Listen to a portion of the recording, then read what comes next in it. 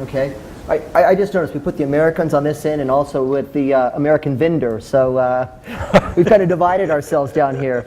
Bob, when you look at the research, and it was Australian-centric, how do you compare it to what you're seeing in other regions or other markets around the world?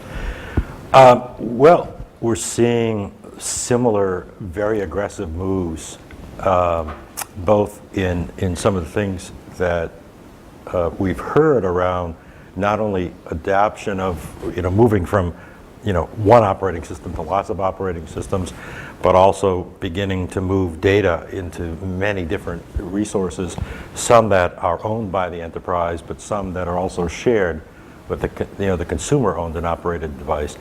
And one of the things that I begin to wonder, because of some of the HR and IT implications, is that when we see that kind of change happening in a particular market, I wonder what IT folks are going to be looking for in how they structure service level agreements with mobile operators, and what organizations like Optus and other operators are going to have to do in order to meet the requirements. Because we're talking about a significant change for IT people, moving from networks that they owned and controlled to networks that they lease and or themselves, or they that are publicly shared networks outside of their control.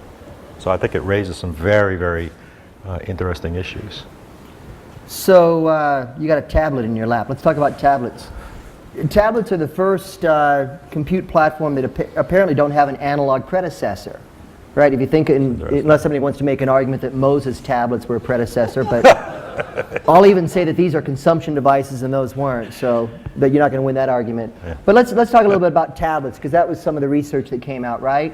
Are organizations really going to adapt these in the enterprise? Are they going to come in as consumer purchases that somehow have to run on the network, and you got to figure out how the apps are going to run? Back to the well, let's start with you, Stuart. How do you see tablets evolving in enterprises? Well, I think the explosion of tablets is just amazing. I was trapped by the volcano in New York last year when the iPad just launched, and a stat that's always stuck with me is it took 75 days to sell 1 million iPhones. It took 28 days to sell the first 1 million iPads. It took the weekend to sell 1 million iPad 2s. Now, what I'm using that reference for is just the thirst and the passion to embrace this. And then in terms of is it going to be just a consumer tool, we're already seeing some of our customers putting it out into the corporate environment, the tablet form factor, because it's really helping with field force automation and untethering the way people do business. So, and then I just point to the load that it's going to start to put on our networks and how we have to build for the future. Video is a real a joy on an iPad, and so having a network that's able to handle that explosion of video data and low latency is key for us. So we're really having to work hard with this explosion of devices. And Kevin, if you could add to that, clearly, if you're not aware, Cisco does this wonderful research, VNI research, I think it's called. But if you Google Cisco VNI, you'll get these fantastic statistics that, as a consultant, we nick from you all the time. They're great to popularize out there. But how do you see this explosion of tablets? Obviously, it's going to drive a lot of network traffic. How's that network traffic managed? And how Optus Enterprise customers be thinking about it? Yeah. So VNI, for those of you who are not familiar, what we do every 6 months is measure traffic around the world from live data and collect that and do something with it. And we slice and dice it geographically, technology, and so on. So there's some, and we've just announced the most recent one a few days ago. And in the next few weeks, we've actually sub-segmented it down to Australia and New Zealand as well for the first time. Wow. Okay, so that's just a bit of background. Some key points. If you look at, for example, the number of devices, we currently got about 7 billion. By 2015, 15 billion devices. If you look at mobile traffic, that's going up 26 times between now and then. If you look at video traffic by 2015, 90% of traffic is going to be video traffic.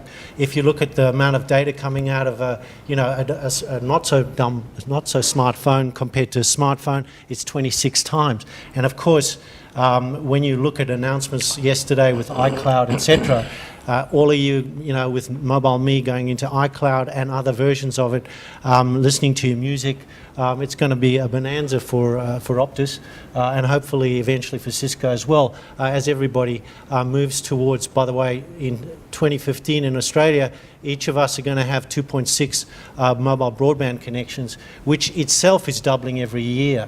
So it's just inexorable. And one of the questions I got from the press a few days ago was, is that virtual network or visual network index cognizant of things like the NBN or on iCloud? And it's not. We're just measuring it, using maths, doing extrapolation. So my personal perspective is some of those numbers I think are conservative. If you take Australia, and we're about to roll out this broadband network, what Optus, Telstra and others are doing with core infrastructure, those numbers I believe are conservative.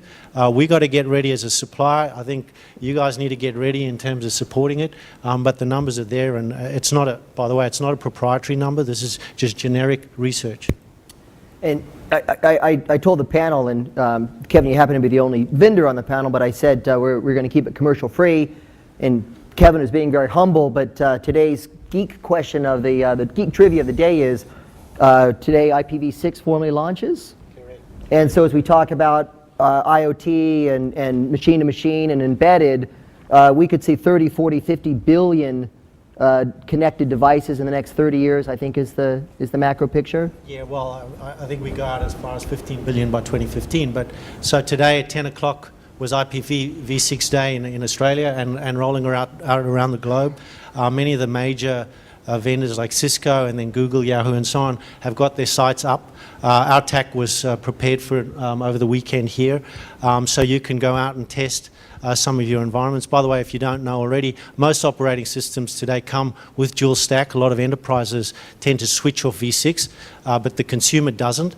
So our view is we've got telcos here already, like Optus and others who are V6 savvy and capable. That's good. In terms of enterprise, there are a few very large customers, I can't say which ones, a bit nervous because as you've got the NBN coming out, the question is, will new service providers spawn? And if they spawn, are they going to be IPv6 only? And then if you're a new subscriber to that new service provider, will you, if you're a bank, be sort of cut off in terms of your services? So we've got a bit of interest there.